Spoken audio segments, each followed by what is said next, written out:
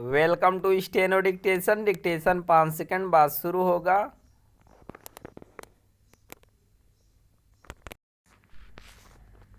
Start. Delhi उच्च न्यायालय की ओर से आम आदमी पार्टी के प्रमुख और मुख्यमंत्री अरविंद केजरीवाल की जमानत याचिका खारिज किए जाने के बाद यह स्वाभाविक है कि अब वह सुप्रीम कोर्ट का दरवाज़ा खटखटाएंगे। यदि उन्हें वहां से भी राहत नहीं मिलती तो फिर उन्हें और अधिक समय तक जेल में रहना पड़ सकता है। हालांकि शराब नीति के जरिए घोटाले को अंजाम दिए जाने के आरोप में गिरफ्तार आम आदमी पार्टी के सांसद संजय सिंह को करीब 6 माह बाद सुप्रीम कोर्ट से जमानत मिल गई, लेकिन इसकी अनदेखी नहीं की जा सकती कि इसी मामले में गिरफ्तार मनीष सिसोदिया 1 वर्ष से अधिक समय से जेल में हैं और उन्हें सुप्रीम कोर्ट से भी राहत नहीं मिल सकी है। भ्रष्टाचार के मामलों में प्रवर्तन निदेशालय यानी ईडी की ओर से गिरफ्तार लोगों को लंबे समय तक इसलिए जेल में रहना पड़ता है क्योंकि मनी लॉन्ड्रिंग संबंधी कानून में जमानत के प्राविधान अत्यंत कठोर हैं।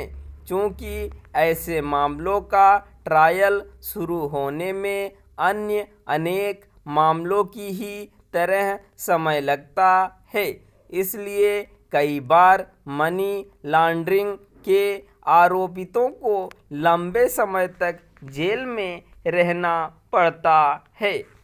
हालांकि सुप्रीम कोर्ट ने यह व्यवस्था दी है कि यदि ट्रायल शुरू होने में देर होती है तो मनी लॉन्ड्रिंग के आरोपित को जमानत दी जा सकती है, लेकिन प्रायः ईडी की ऐसी दलीलें जमानत में बाधक बन जाती हैं कि यदि आरोपित बाहर आया तो वह गवाहों को प्रभावित कर सकता है या फिर साक्ष्यों से छेड़छाड़ कर सकता है।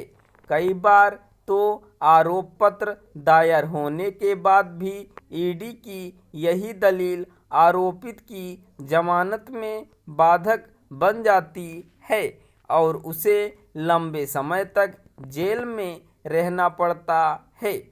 बतौर उदाहरण, महाराष्ट्र के पूर्व मंत्री छगन भुजबल मनी लॉन्ड्रिंग मामले में 26 माह बाद जमानत पर जेल से बाहर आ पाए थे।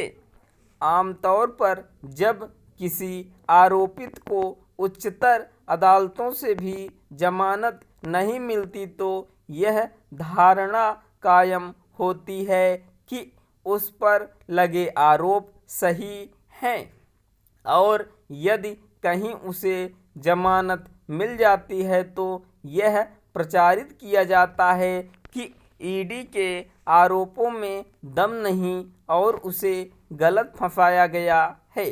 दोनों ही निष्कर्ष सही नहीं। कौन दोषी है और कौन नहीं, यह तो ट्रायल कोर्ट और फिर ऊपरी अदालतों के फैसलों से ही तय हो सकता है। चूँकि कई नेता मनी लॉन्ड्रिंग के आरोपों का सामना कर रहे हैं, इसलिए गिरफ्तारी के बाद उन्हें जमानत मिलने या न मिलने के आधार पर राजनीतिक आरोप प्रत्यारोप का दौर भी जारी रहता है। यह सिलसिला तभी बंद हो सकता है जब कठोर प्राविधानों वाले मनी लॉन्ड्रिंग कानून के तहत दर्ज मामलों का निपटारा तेजी से हो। जितना जरूरी यह है कि मनी लॉन्ड्रिंग के अपराध पर लगाम लगे, उतना ही यह भी कि इससे जुड़े मामलों का शीघ्र निस्तारण हो। स्टॉप।